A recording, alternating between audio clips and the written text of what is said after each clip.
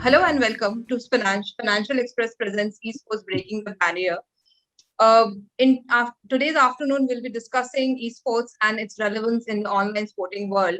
We have with us an esteemed panelist comprising of Mr. Narendra Batra, President, Indian Olympic Association, IOA, member of the Olympic Channel Commission, Mr. Manish Agarwal, CEO, Nazara Technologies, Mr. Sai Srinivasan Kiran, co-founder and CEO, Mobile Premier League, Mr. Rajan Navani, founder and CEO of Jet Synthesis, Mr. Ashish Fairwani, partner, media and entertainment advisory services ENY, Jay Saita, technology lawyer, and the session will be moderated by Roshan Pavaya, editor, Financial Express Online. Over to you, Mr. Batra. Good afternoon to all the members and audience attending today. I thank the Express Group for bringing together this webinar on the subject of esports, a topic that has come under spotlight recently in light of the COVID-19 pandemic. It's certainly a topic that still requires much research, and I'm sure discussion such as today will give us further food for thought. As we usher in a new digital era, it has opened up many possibilities in the intersection of sports and entertainment industry. Esports has undoubtedly created a firm foothold in the hearts and minds of a large global audience basis its participative nature and ease to access. It is safe to say that the Indian sports ecosystem is now coming together to be actively involved in this space where physical sport and e-sport will complement each other in developing a strong sporting culture from grassroots to professional levels. The Indian Olympic Association is making continued efforts to evolve alongside an ever-changing and increasingly digital global culture. We are committed to encouraging the development of esports and further engage with video gaming communities, bringing in early stage knowledge and participation across key Olympic disciplines as well. The fast-paced growth of esports developers in the Indian context highlights the potential of the industry to generate large-scale employment in the country. As on date, research estimates that India has approximately 30 million esports enthusiasts. Esports has also firmly established itself as a viable career path for the youth, which may want to consider pursuing virtual sports and gaming, just as young athletes aspire to take up physical sports in their formative years. There is no doubt that a structural framework with a unique regulatory outlook will aid the process of growth of esports in India. In the coming years, the main objective must be to implement a structure for grassroots esports, which includes scouting the best talent in the country, providing state-of-the-art training infrastructure, and allocating resources for esports athletes to receive international exposure to compete at world level. It is crucial to identify investment pipelines capable of fueling this process in a sustainable manner. These steps will require immense planning and foresight for the way forward. And who knows, there may be Olympic glory for India in virtual sports in the horizon. Finally, I'm trying to understand esports and the difference between gaming, video games, and iGaming, esports and gambling or real money industry, esports, which is video games, which are simulation of traditional sports, and the difference between fantasy, betting, gambling, which is not any form of simulation sport. What are the skills in esports and why esports is a real sport? Esports is built solely on your own skills, and fantasy sport is largely on the skills of a third person who you select in your team and have no control over his performance. I am also aware of the esports licensing group formed by IOC and also aware of the Olympic Virtual Series, that is OVS, which went on from 13th May till 23rd June 2021. The conception of which is in line with the Olympic Agenda 2020+5 and the IOC's digital strategy. Thank you all for giving your valuable time and listening to me. It's back to you, please. Thank you. Great. So I'm Ashish Khairwani with Ernst & Young. I'm a partner in the media practice. And we're very pleased to release our report on esports, which you should be now able to download from our website, ey.com/in, after this seminar. And I'll take you through some of the key findings on esports. So firstly, thank you, Batraji. I think that was very helpful and very supportive of the esport industry. It is a small sector right now, but at least from what we found out when we did our research, it does seem to have a lot of promise. And if this does go to the Olympics, as it has already gone to the Asian Games, I think nothing's stopping it, and it can become a very interesting sector going forward. So without further ado, I'll take a few minutes to take you through some of the key findings. We've tried to look at esports today, and at 2025, we estimate around 150,000 professional esports players in India today, probably growing 10 times by 2025 to reach over 1 million, perhaps even 1.5 million. And viewership from a staggering 17 million, which is a very good start, we expect to grow to about 85 million uniques across 20 plus platforms, which will broadcast this content, either digital or linear. So we are looking at numbers which are very interesting. And how this has come about, really, when you look at it, we're looking at a size of about a prize pool size, which today is about 150 million rupees. That's about 15 crores. But we believe that that is going to hit 1 billion rupees by 2025. And that will create a huge pull factor to get more and more people into this. In fact, when you compare it as an industry, I know to the Indian Premier League's prize pool, that today stands at about 250 million. Esports as an industry is at 150 million. So again, there's a lot of pull, and one of the most exciting factors is the prize pool that we are talking about. From a viewership point also, if you look at the 7 largest games that are there, they're all crossing 1 lakh viewers now. And that again is interesting to say. This is not just 1 or 2 games, but it's a more widespread growth. It's a more diverse growth of viewership across many esports properties. And that also speaks of very strong fundamentals for this small little sector currently. And moving forward, therefore, we believe that what is today a 13 million viewer estimate to a 17 million viewer estimate during the pandemic, what's grown significantly, will continue to grow 5 times and reach about 85 million viewers by 2025. So again, that shows a lot of opportunity for brands to get involved and reach their target audiences through this new medium.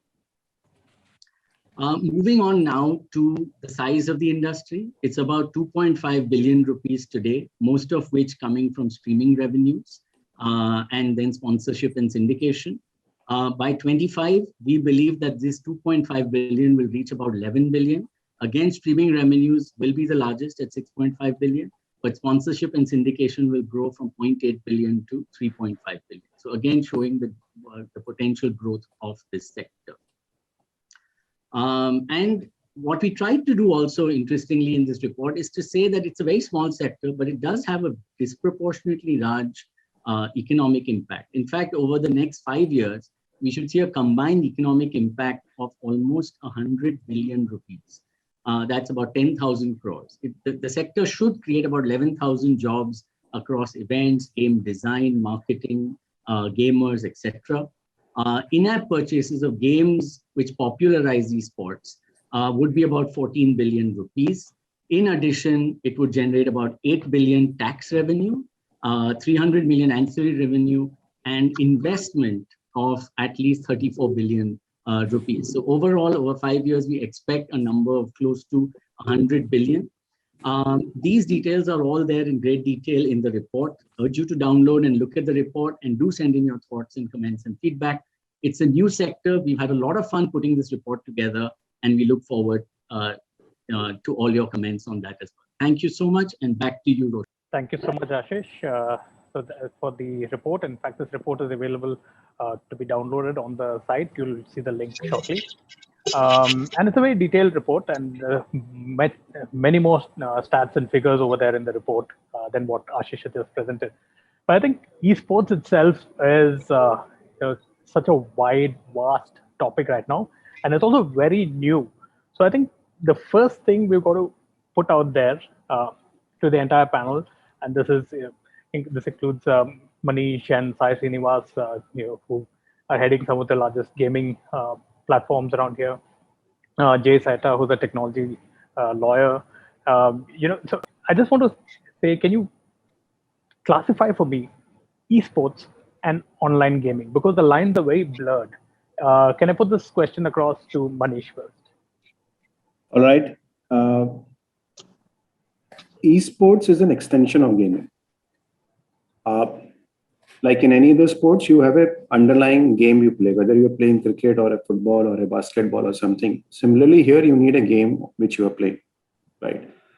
If the game is popular, if the game has large fan base, then only you can have an esports happening, right? Otherwise, the existence of esports in isolation of an underlying game is a question mark, right? So when you say fine line, to me, if you look at esports is a great marketing tool, if I may say, great community building tool for a underlying game. Yeah. And so they have a symbiotic relationship. But if you were to say which comes first, games come first and then the esports happen. Now within esports, you have people participating in tournaments, and like in any other sports, you have enthusiasts, amateurs, professionals.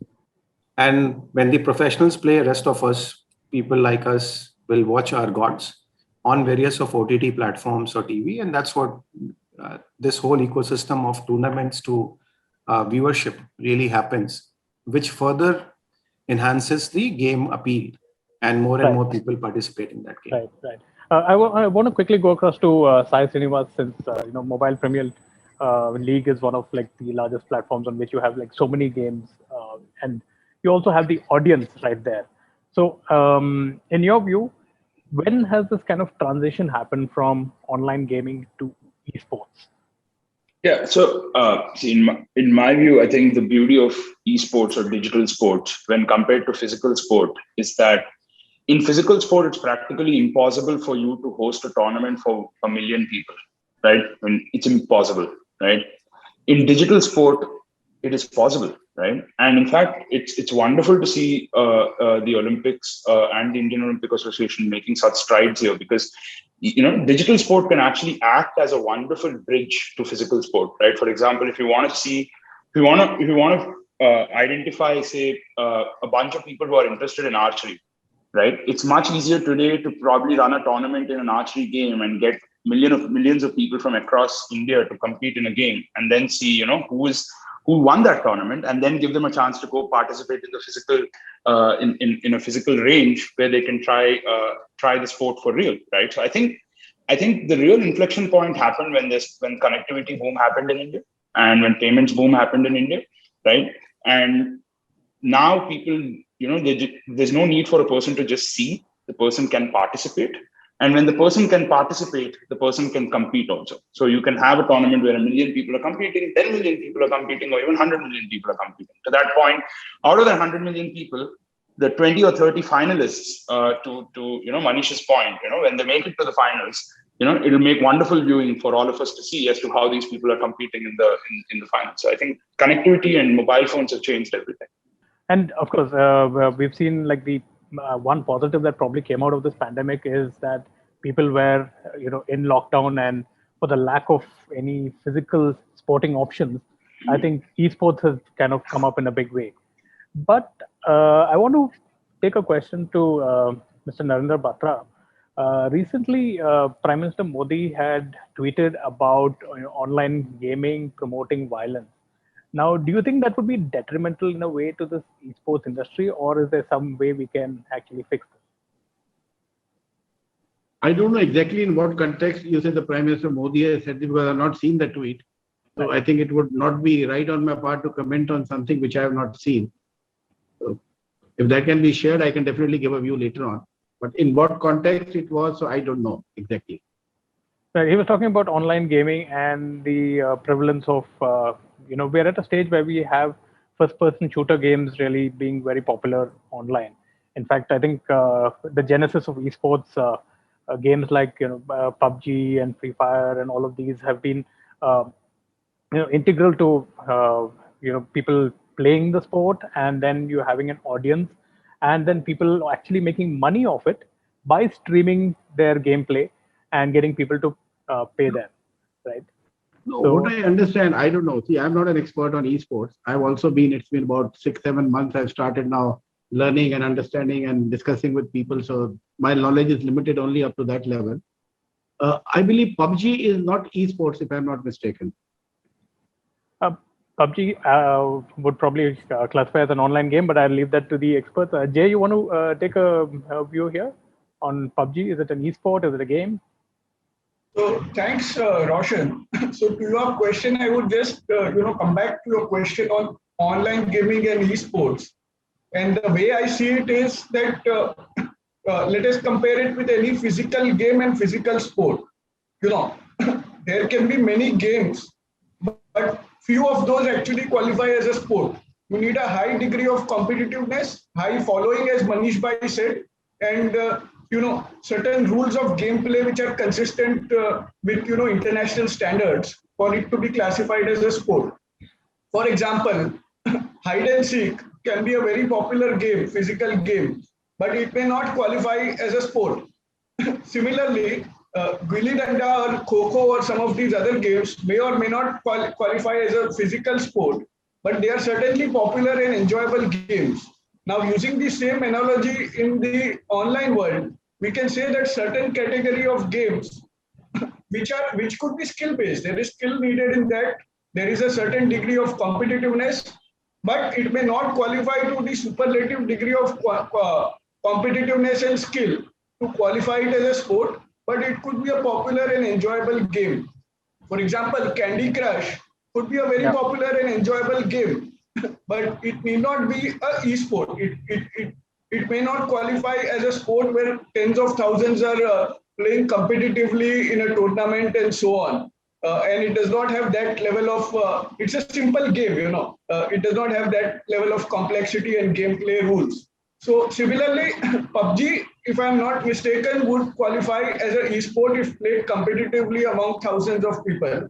It could certainly qualify as an e-sport because it has all the attributes of e-sport, and you can use the same, as I told you, the conventional analogy of a physical sport to a e-sport in that sense. I think Jay has a good point. The only place where I disagree is that I think Kho is a pretty big sport. I think Kho is a very, very professionally played sport. I think any sports person who's played Kho, if you tell him that it's not a sport, I think that wouldn't be fair, Jay. Right? So I stand corrected to that extent. Yeah. And it was an Asiad game edition. Yeah. So Kho was probably a wrong example. Yeah. So Jay, I mean, that's the point, right? I think at the end of the day, you can't take a sport just basis on viewership. A sport is any game that's played competitively by a large sum of people deems itself to be called a sport. And to the point of violence, which you just spoke about, Roshan, is that there are multiple ways you can build games where there's no violence also, right? For example, we are working with the NRAI to actually build a shooting game where there's no violence. It's just a pure play replica of what happens in a physical sport, and doing it on a digital level. So there are different ways of doing the same thing, right? Like, it depends on what works for which company and which audience and so on and so forth. Right. We're also getting a couple of audience questions in. In fact, this is a very interesting question, which I think Mr. Batra will be able to answer. Do you think digital playing will be helping the selection committee to decide or nominate a person for the World Games? Since you're on the Olympic committee, I thought maybe this would be a good question for you to take. If you're talking of esports or you're talking of regular sports, these are two totally different things. So every sports federation has their own selection committee, which selects the players based on their performance and consistency of performance. It's not that what is your last performance. It's a full continuity. We maintain data and record for 2 years, 3 years, 4 years, what the performance, consistency, and where the people in the world are also ranking. When you talk of esports now, there would be people, their scores or levels. I don't know what are the levels of measurements in esports. As I said, I'm just learning on this line. India did win one medal in last Asian Games. I'm fully aware of that. And it's part of the next Asian Games also and SEA Games, the Southeast Asian Games also. So in 22. I'm not fully aware what the selection criteria are, because as on date, IOA does not recognize any federation as the officially recognized federation in India. We have about, I think, 3 applicants and everybody says he's better than the other. So we are still trying to come to a conclusion that who actually governs it. Asia does recognize the Asian Federation. So we are into all this nitty-gritty going on. But when it comes to Asian Games, because the team has to go from Indian Olympic Association, we make sure that athletes do get their turn to participate. So it's a fair selection process, but what is the criteria? Honestly, I'm not aware of, but other sports I'm definitely aware of how it goes. Okay. Maybe I'll toss this question to Manish. Is there a way that physical sport can kind of gravitate towards esport? Like, could you have like the initial rounds of a certain physical sport in an online environment and then take it offline? Is that possible? Partial conjectures are all fine. In the realm of theory, everything is possible. So, in my opinion, whether the skill sets required to play the physical game and one, let's say if you're playing a virtual cricket simulation game and you're playing a real life cricket simulation game, does it mean that Virat Kohli will be the best virtual player and vice versa, the best Indian champion of cricket game would be the best guy?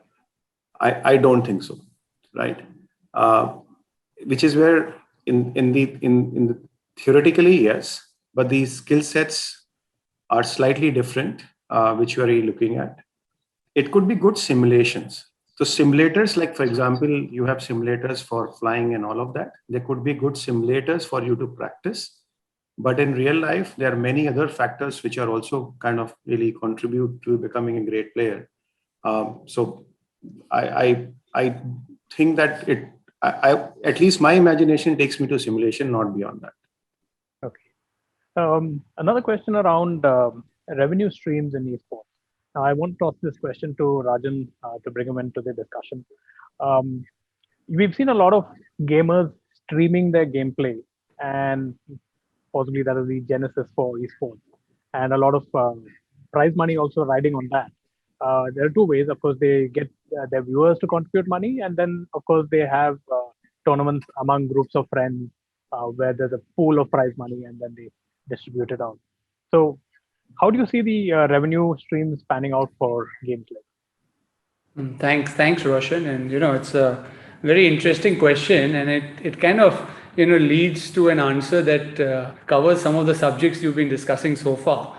When does competitive gaming really become an esport, right? I think competitive gaming becomes an esport when you look at it from a B2B angle, when there is sponsorship that comes in, when media rights come in, when you can actually franchise, have teams, have all of that get created, right? In a manner where it reflects a true sport that is available, for people to come and experience in all of its glory. So it's not only being able to play at the highest levels of the game, like that would happen in any sport. And, typically, like any other sport, you will, as a player, you will first, play, then you will train, and then you'll probably become the best. And the skill sets required, of course, fast movement, hand-eye coordination, very different skill sets from what you would need, in the physical world to play any other sport. But at the same time, the convergence to monetization at a B2B level, happens through, the same means in which you would see it in any other real sport, as I mentioned.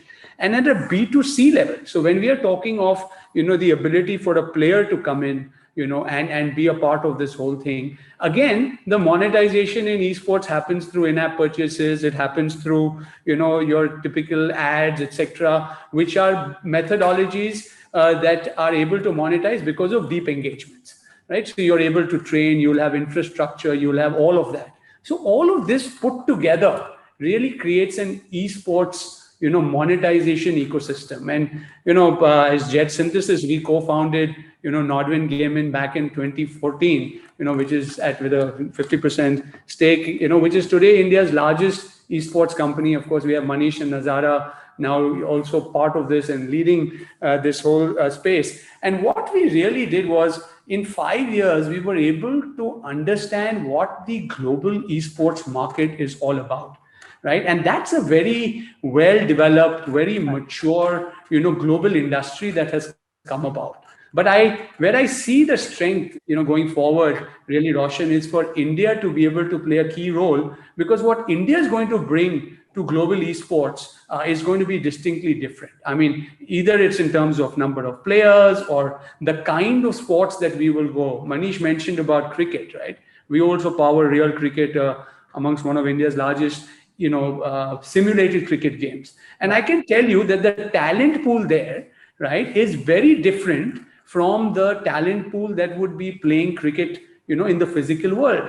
And these people are ready to become champions. They're ready to, take a digital game, which could be cricket, because of course cricket is played, and it may not even be cricket, but it could be something else that has a competitive level of a global magnitude, like some of the other games in an esport. But it will enable millions of Indians to compete. And I think if that funnel of people participating is large, automatically you will see champions emerging from there. So I think India's positioning into a global esports, kind of a world is going to be extremely significant, just given the sheer number of young people we have and the, kind of aspirations that they would have for the future. So we're at a very interesting junction here today, when it comes to esports in an Indian context. And I think it's good to kind of rationalize that, in a global, kind of a ecosystem, and see where we can go from here. So a number of monetization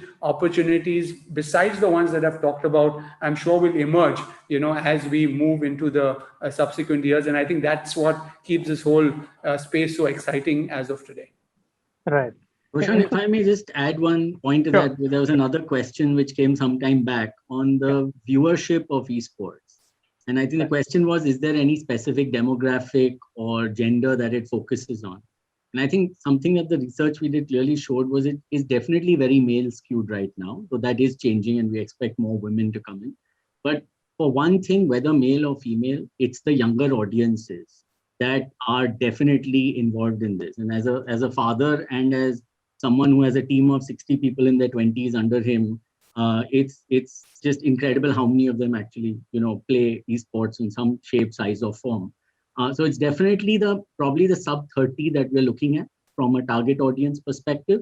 And therefore, I think just to add on to what Rajan said from a monetization perspective, for brands which are targeting the youth, I think this becomes a very focused, very low wastage medium, in a sense, because you're getting that audience again and again. They're very big fans of people who want to watch these sports. And therefore, I think that's a great promise for large brands and youth-focused brands as well. Just to add on to Rajan, I hope you agree, Rajan, with that, because you've been there doing it forever.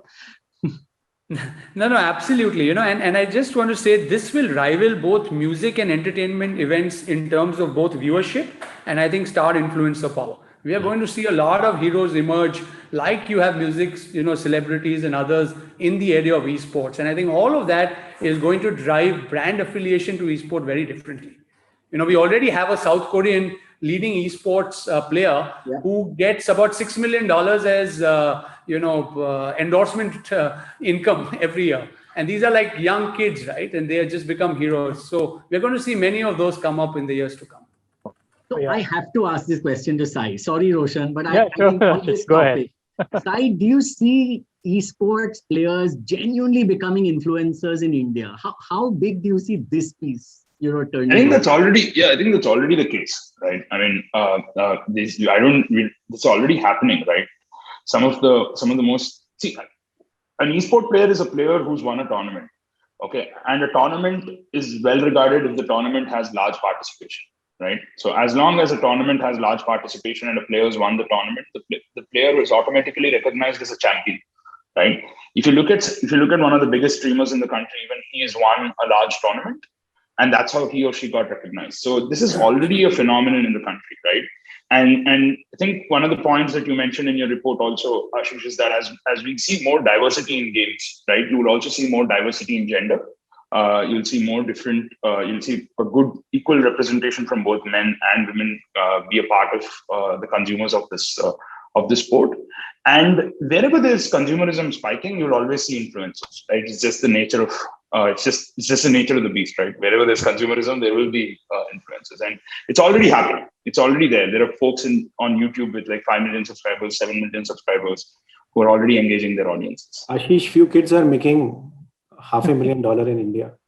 Yeah. You might encourage your son to do that rather than making him study. It's quite incredible. I don't have to encourage my son. In fact, there was a little poll that my son did with his classmates, and some 4 people said we want to be gamers, in professional gamers, right? So I think that's already starting to happen. Yeah. Out of your report of 15 crores prize money, add on 15 crores more to the endorsement, and some of the checks I is cutting for them, right? So that's the pool, which is maybe around 200 people, not more than that. Wow. But that's a big pool. 200 people are actually in that league now that they can start earning. Across games. That's phenomenal. Games. So, I have a question for Sai from one of our viewers. He says, can Sai talk about the National Rifle Association tie-up with MPL? And do you think that an Indian game can be a title at the Asian Games or the OVS? Of course, I think an Indian game can. Why can't it be, right? Like, I mean, if a Korean game can get there, if a Chinese game can get there, if an American game can get there, I mean, so can an Indian game. I think what's going to happen in the next few years is you'll see incredible evolution of publishers coming out of, or should I say, game developers coming out of our ecosystem. And like to the example that Rajan gave, right?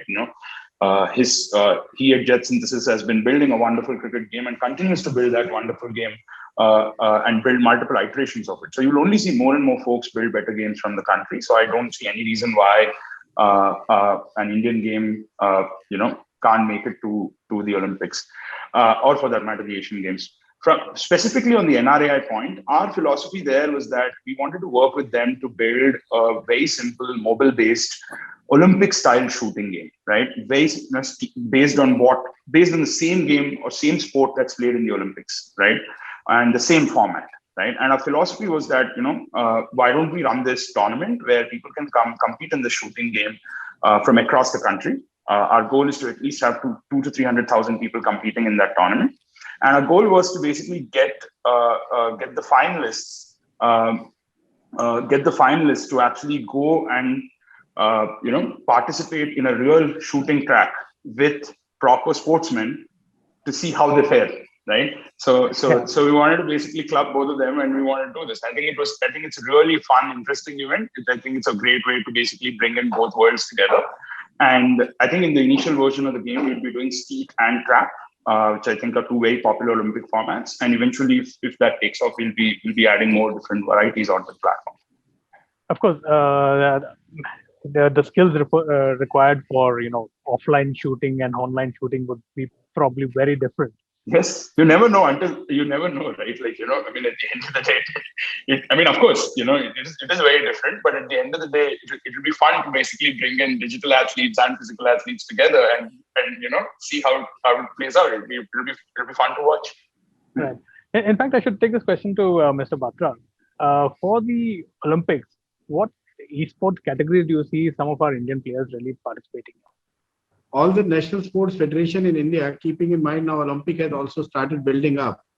And what we understand that most of the international federations would be taking the esports unit under their control, which will become members of the International Esports Federation also.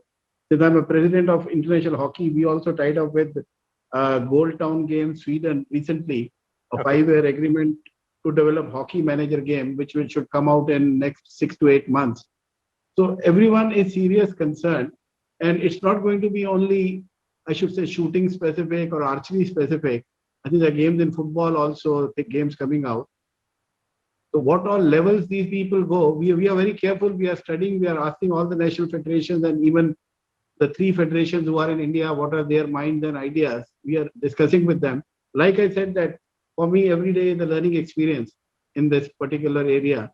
So that's what I'm trying to understand and do. One thing you earlier, I think somebody mentioned about gender. Most of the male are in IOC from 2024, that is Paris. It's clear that it's going to be 50% medals for men and 50% for women. In Tokyo, it's 48 and 52. So women are equally important as men. Suppose they have 10 medals, so 5 will be for men, 5 will be for female, and maybe some mixed events or whatever. So that's encouraging IOC.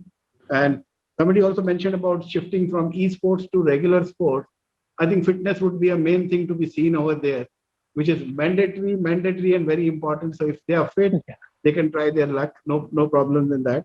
So we are like in the end again, I'll say that we are focusing on all the sports which are there in Olympics, and which all make it to the when the final thing comes in the IOC, that these are the games which would be in 24 or 28 as part of the e-games, because this in 2018 e-games was a demonstration game in Asian Games, but 2022 it's going to be a proper one where the medals would be counted. In 18 we couldn't count that bronze medal as won by India, but that was a demonstration game there. But 2022 we'll be able to count. So we'll see how many games are there and how many Indian athletes are participating. So it's a learning process and will build up gradually. Okay. Very interesting question from another viewer, from Rajat. He says, do you think esports could be introduced in the college level in India? Many European countries already have European players coming from colleges and sustaining the esports ecosystem. So do you think it is possible in the current Indian education system to include esports in the school curriculum? I think this is a great question. Jay, you want to first give your view on that before I toss it to the gaming platform people here? Esports, the short answer to the question is yes, why not? If physical sports, there could be, there is time period allotted in school curriculum for physical sports. So some part of that time can definitely be allotted to esports or digital sports. So there is both physical and esports are being included in the curriculum. I think it's a great idea, and why not? But I would also say it should not compromise on the time given to physical sports also. So both of them should be given, weightage and time. And in fact, both physical and virtual sports should be given equal importance by parents and others, because Indian parents' mindset is, there is a saying that is used by Indian parents that खेलोगे कूदोगे तो बनोगे खराब and पढ़ोगे लिखोगे तो बनोगे नवाब. So I think that mindset should also change a little bit. Right. Sai, would you want to? Roshan, may I add to this? When we were interviewing kids and parents for this report, I think one very interesting thing came out, that apart from what Jay said, and that's very true, the kids enjoy it. It builds hand-eye coordination, all of that stuff. But somehow we found that the careers in esports on the back-end side, which were like game development and game marketing and things like that, it's very exciting for children to want to work in those careers over a period of time. All right. And we found this a little surprising ourselves to say, how are they into that? And then we did a little more research. Now, globally, online gaming is actually bigger than Hollywood in terms of revenues. And therefore, I think, India overall, with its huge technology base, the massive tech companies and the beautiful tech startup ecosystem, I think we actually have a very big opportunity to become the back office of the whole esports world, in a sense. We can actually build more games, publish more games, market more games, and this could just be a very good career opportunity as well. It's not therefore just the sport of playing, but the whole back end, which kind of came out in our research. So we put a lot of that into our report as well. But I found that one of the more interesting findings of the research. Absolutely. I mean, there are some careers which have not even come about as we speak. There's still so much to evolve in the sports industry. So this whole thing of playing games at home and then streaming them requires a lot of bandwidth. Does India kind of have that kind of bandwidth to offer now for proper esports to happen? Or do we still require a leased line, a large amount of bandwidth to play this. In which case, that means we've got very limited infrastructure. It's a little bit of an expensive sport to get into that. Yeah. If can I take that? Yeah, fine. Yeah, so I think first and foremost, India's bandwidth is pretty sorted now, right? You've got 4G practically available everywhere, and pretty much every mobile phone is now 4G enabled, right? I think that's not going to be an issue. I also believe that based on our country and based on the preferences of our user base in India, you will see different games emerge. Certain games might be more popular in India than they are in other parts of the world. So I fundamentally believe that bandwidth is no longer a constraint, and I think it's more about enabling our country's user base with the titles that suit them, rather than in some cases a cut copy paste works, but in more often than not you will see game titles which are specific to a specific country and doesn't work in other countries. Right. I have a question for Mr. Batra because I understand that he will need to leave soon. So this is on regulation. Do you think India needs to have a separate esports regulatory body right now to kind of nurture the industry? Or do you think the way it is progressing right now is good enough? See, right now we are controlling it under the Ministry of Sports. They asked me for a report, which I gave to them, I think, on 1st of February this year. They asked for a report which was presented to them. But how do you, again, I said, like, for me, this is totally new. So whether it comes under some kind of regulations, it doesn't tend towards betting or something, how the transparency is maintained when you will say millions of players are playing at the same time. So how are the results? These are few things which are very important in sports to build the goodwill that yes, what we are doing is honest, clear, transparent, and there is no such thing as results being with respect to everyone, due respect to everyone. I'm just saying from a point of view because these two things are very important in sports, whether it is Olympic sports or other sports. So this will evolve with passage of time, whether it comes and continues under the sports ministry or some extra regulatory authority needs to come in because it's IT based or technology based. So these things will evolve over a period of time. But as of today, it's simple as and straight that sports ministry, IOA, and that's how we are doing it. Because we have to recognize for participation in Asian Games or Olympics, other championships, they can participate if they are recognized by the international body. It doesn't make that any effect on any one of them. And before I go, I just wanted one more request. I think a report was being shown and somehow I went off for about 2 or 3 minutes off screen for some technology against problem. So if that report can be mailed or shared, because I found few numbers very interesting. So that will add to my knowledge and data which I am collecting on esports. So I think it was Mr. Ashish who was presenting that report, the initial one. In fact, the report is there. I'm here for next 10 minutes. I'll exit quietly after 10 minutes. So I'm with you. But I'm very happy listening and learning to all the new things. I must have picked up at least 80% of my knowledge has again increased due to what the discussions are going on. The link is there in the chat as well, Mr. Batra, and also to our viewers. You can just go to the link and download the report from there as well. There was another interesting point that came up about online betting. Now, there are some games which are like classified as online betting, or and then the differentiation between fantasy games and card games. How do we kind of regulate that? Manish, you want to take a quick? I think I will nominate Jay for it. Okay, Jay. Yeah, so I think if we talk about online gaming and online games, again there are many nuances involved in that. So law recognizes games that have predominant element of chance or predominant element of skill rather than predominant element of chance. And such games are judicially recognized as games of skill. Again, I would like to point out games of skill is a larger circle and esports can be a subset of games of skill. So all games of skill need not qualify as esports. Having given that caveat, so fantasy sports, card games, many of them, may not be illegal under the laws if they qualify as games of skill and are recognized by the courts as such. And some of the states are licensing and regulating such games. Some states have banned, even fantasy sports and card games which are skill-based.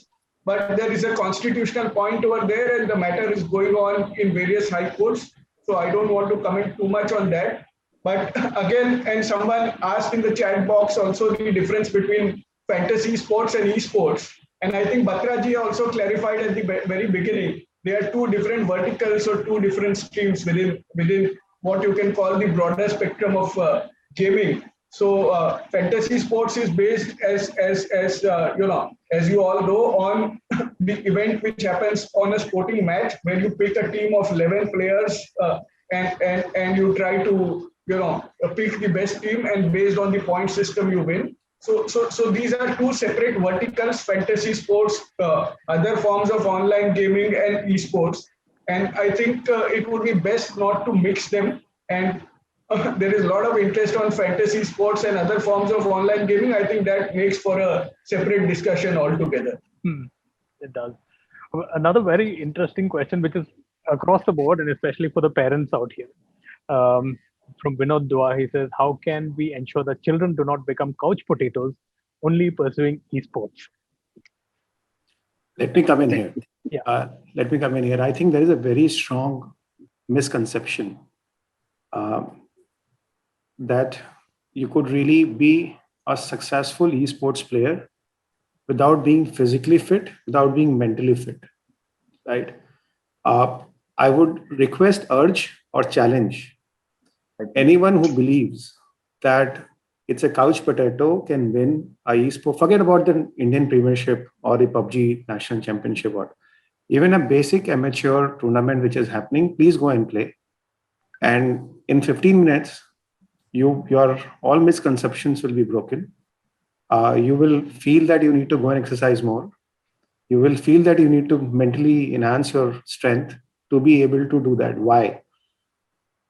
This is the only place where you require both your 10 fingers to work.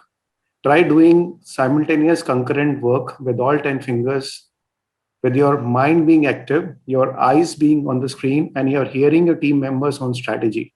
All your sensory things are all working, and they're all working in a high pressure cooker environment where the game time is 17 minutes, 18 minutes, and that's the winner. You are not talking about 3 hours, you're not talking about 90 minutes. In 20 minutes, the match will be over. High dose of concentration, very, very strong gameplay alertness, physical, mental, and sensorial is required. So yes, Mr. Dua, please look at if you have your sons and nephews, and if they are playing a game of their team versus team, you would realize that pasine chhoot jayenge. Yeah. Actually, another interesting question from Nikhil Pachori saying, how do you ensure fair play in esports? He's going with a recent case of chess.com. There were many amateur players who played against Vishwanathan Anand, and then there was some instances of not using fair play by using bots to help them win. How do you ensure something like this doesn't happen? How do you ensure fair play in esports? Sai, do you want to take this? Sure. See, I think there are two, like I said, there are two kinds of tournaments, right? Like if you're doing a tournament for like 10 people or 12 people, where there are 12 people competing, I think there it's very easy to ensure fair play because it's just 12 people playing, and you can keep an eye on each one of them. But the moment you have, the moment you have 1 million people playing a tournament or 500,000 people playing a tournament, the only way to ensure fair play is by using machine learning and data patterns. For example, I'll give you a simple example, Roshan. Let's assume you and I are playing a game of pool, right? And both of us are playing in a legit way. Then there's a certain pattern to the game that you can't pot all the balls at one go, right? You can't pot all 10 balls or 9 balls at one go, right? It'll take a certain amount of time. Be it a game of cricket, right? A virtual game of cricket. It'll take you can't score 36 runs in an over, right? It's practically impossible, right? So these data patterns across 100,000 games, 200,000 games are usually very consistent. So whenever someone's cheating, their game automatically shows up as an odd one out, right? And today with machine learning and today with the data science being where it is, it becomes very easy for you to actually identify these patterns.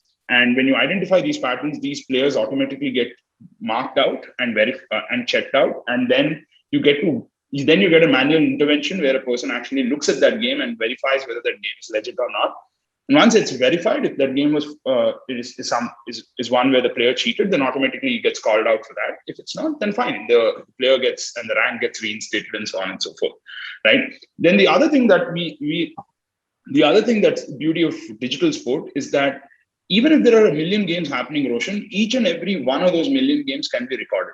There's no shortage of server space today in the world, right? And so even the beauty of recording each and one of those million games is that if someone claims saying that, hey, you know what, this person did not play a fair game, you can just go to that game, open that game, and actually see how that game actually played out, right? And both players get to have a copy of that game, right? So in fact, to be honest, the beauty of putting a sport, or should I say hosting an esport, is that digitally is probably the most verifiable format of anything, right? Be it transactions, be it payments, and same with be it a tournament, right? So with machine learning and with 100% screen, or should I say 100% game recording, need not be screen recording. It can be recorded at the server level.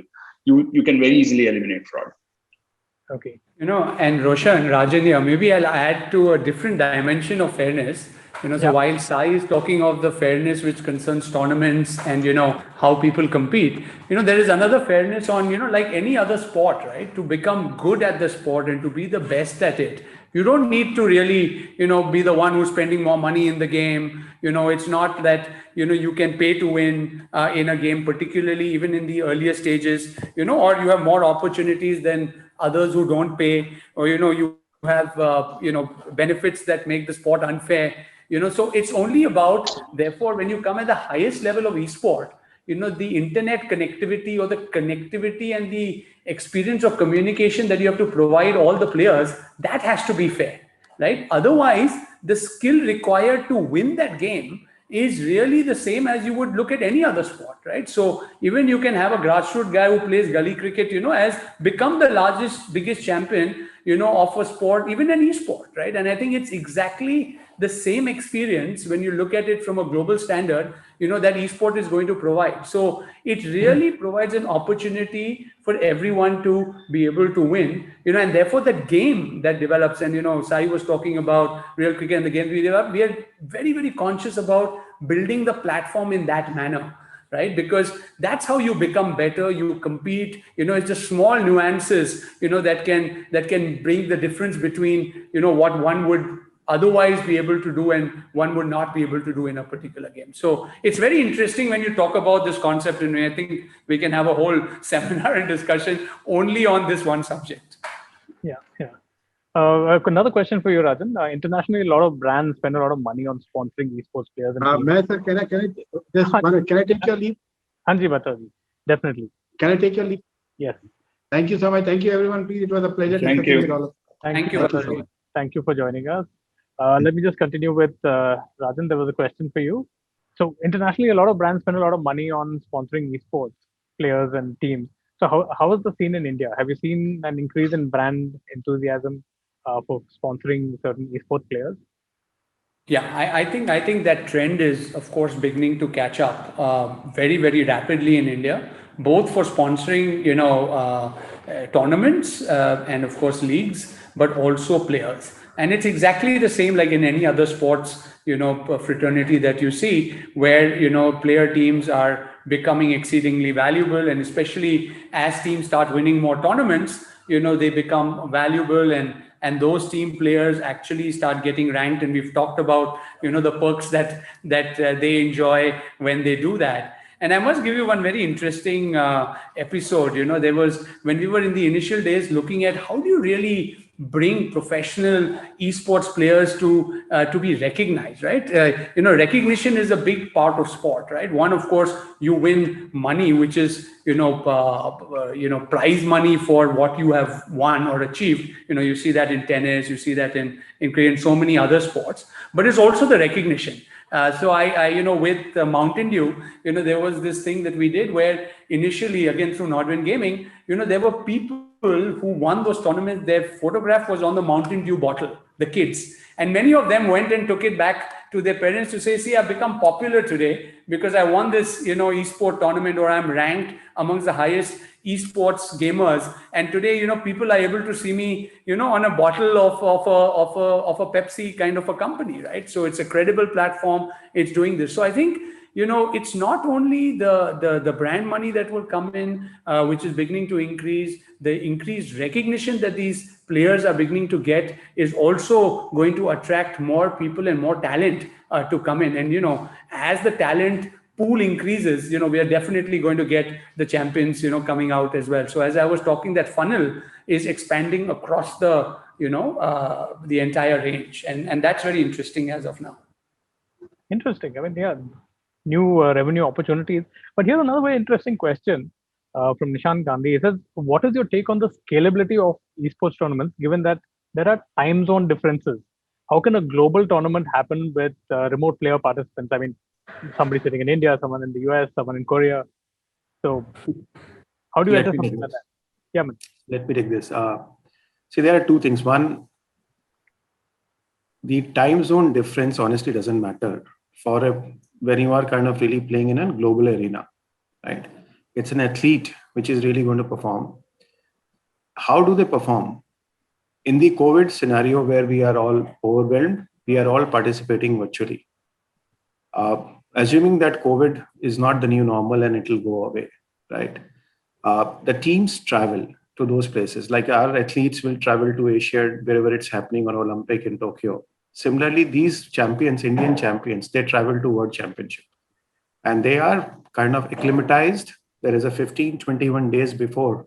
They have their own game house where they get trained, they play friendlies with other teams. So it's the same ecosystem like your sports. From a player perspective, that doesn't change. And that's the charm, that if you are really from a zero to hero story at a global level, is what really makes this exciting.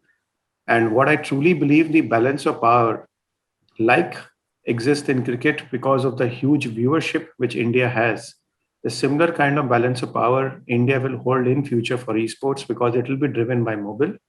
And mobile viewership of this young audience, which Ashish was talking about, will really drive your media licensing revenues, your viewership revenues, your participation in tournaments, your tournament fees, and all of it. And that's what is going to really create massive amount of power which India can wield in mobile esports globally. Right. Okay, I think we have just about 7-8 minutes left. Ashish, you want to do a quick some closing remarks on your report, and then I will take a question to each of the panelists. Perfect. So I think from my side, we've tried to show that this is not just a flash in the pan trend. It's a serious trend.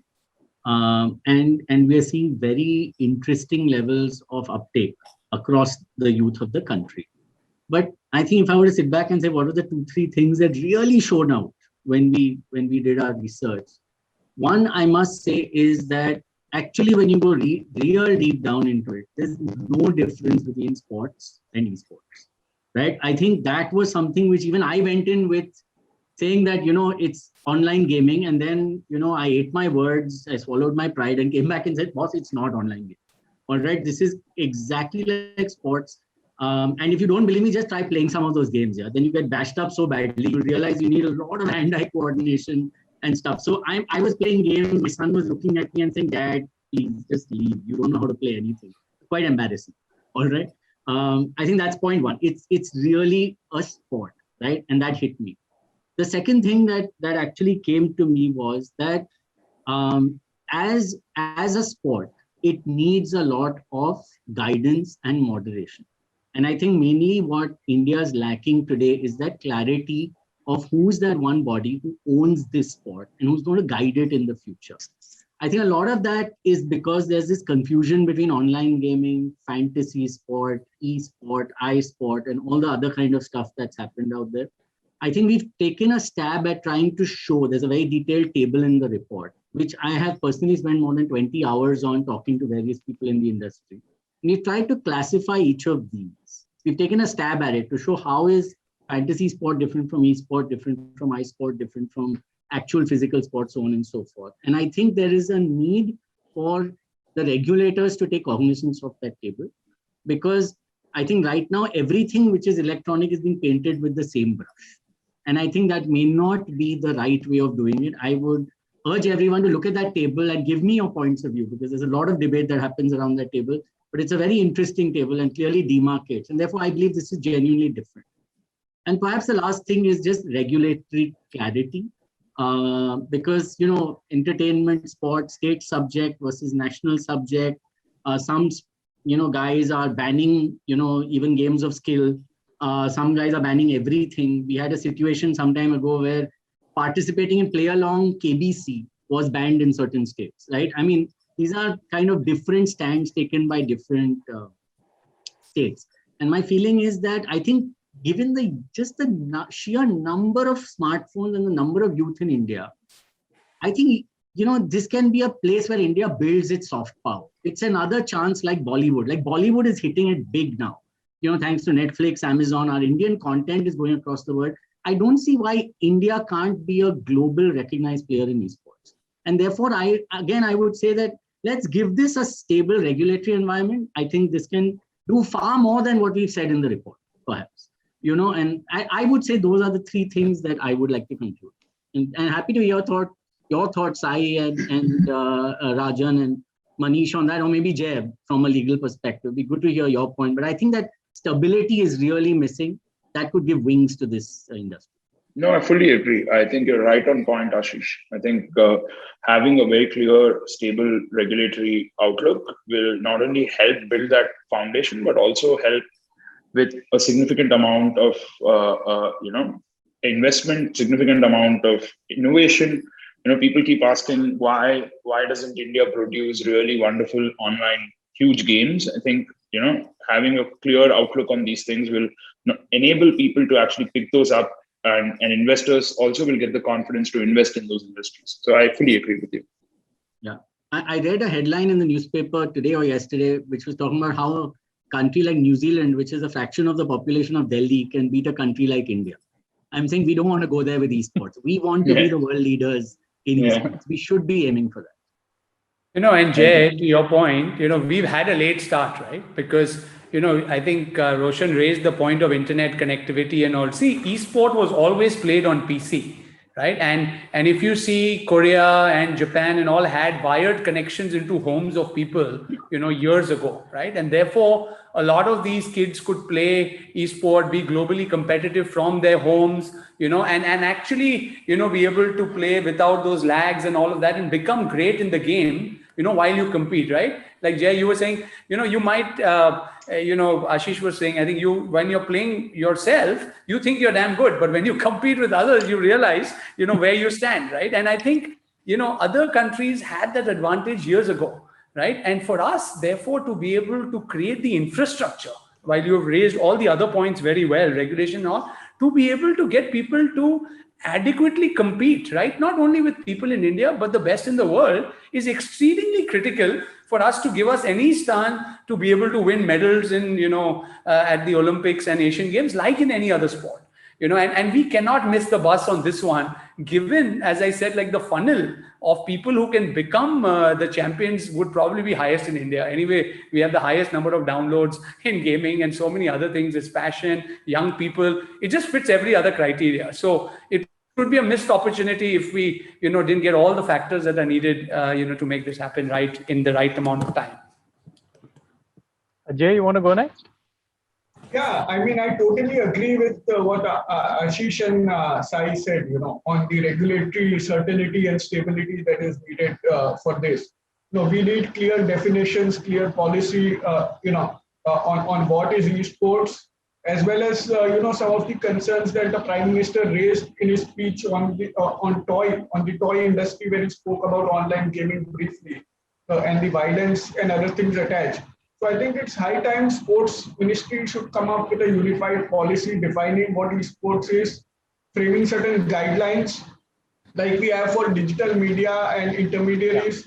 There could be guidelines and OTT. There could be guidelines on kind of games and age groups, Right. about violent games and other things. So I think it's high time that sports ministry takes a unified approach. And second thing is also supports the infrastructure for esports, just like Sports Authority of India is there, other bodies are there. I think even funding and infrastructure is something sports ministry needs to look at if we are looking at winning medals in global events, in the next 8-10 years. Great. Manish, after you, we'll just wrap this up. I honestly think government should just leave us alone. Yeah, we'll be very happy. Just create very, very high level defining, don't micromanage. Market is large enough. The capital investment in the market will create that ecosystem. 20 years it took cricket to really happen. I remember 1984, then 1987 TV, and then IPL. There were seminal events in life of cricket. Same thing is going to happen in esports in next 7-10 years. Just don't kind of over-regulate, don't over-create conditions, be at a very high level, and we are fine. Right. Okay, great. Thank you so much, everyone. And the report is available for download in the chat link here as well as on the site. So if you want more details, it's all that's a very detailed report from EY. Please go in there and take that.